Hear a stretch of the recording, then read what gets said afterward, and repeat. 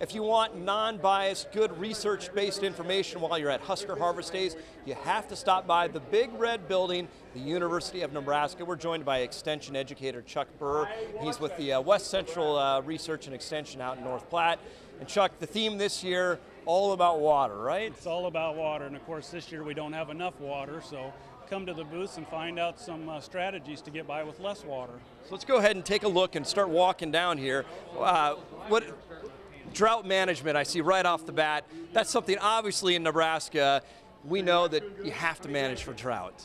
So this is the Drought Mitigation Center here, and a lot of web-based tools to help us prepare for drought, know when it's coming, so we have a little time to respond to what's coming here in the next couple weeks. And we are so fortunate in this state because we are the home to the National Drought Mitigation Center. Nobody else can lay claim to that, and that's a great tool that they have the drought monitor map that comes out every week and a number of other tools. That's such a great resource. Great for Nebraska, great for the United States, and really worldwide. People come to our websites and get information about drought and how to manage that. Okay, Chuck, let's go head on down the road here. I see some things here.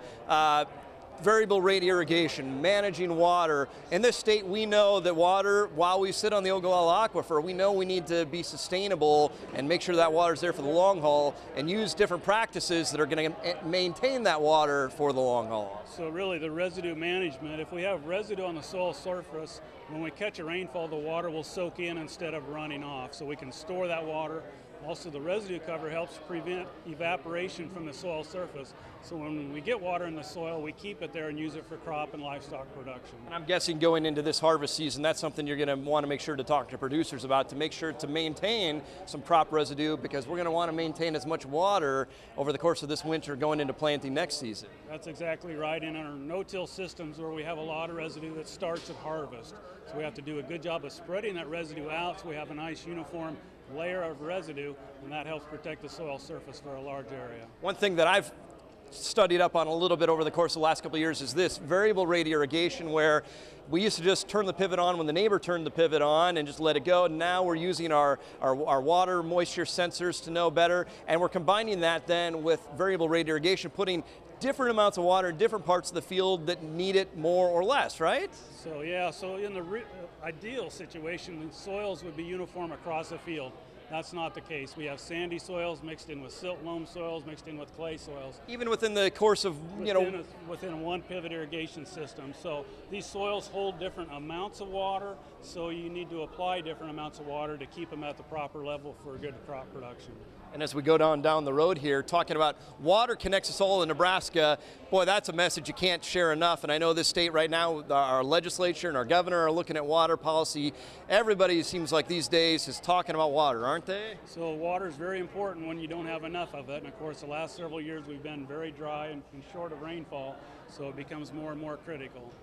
And now we're going to go visit with Daryl Martin with the University of Nebraska. He's kind of, you're kind of an irrigation specialist, aren't you? That's what I work in pretty much, yeah. Irrigation and water resources, yeah. And we were just talking with Chuck there, but irrigation obviously we know is so important to the state, but constantly making improvements, and I'm sure the university, you guys do a lot of work to help maintain that and make sure that we're continually improving those systems, right? Yeah, no, our main emphasis here at this booth today is to look at ways to improve management of center pivot irrigation.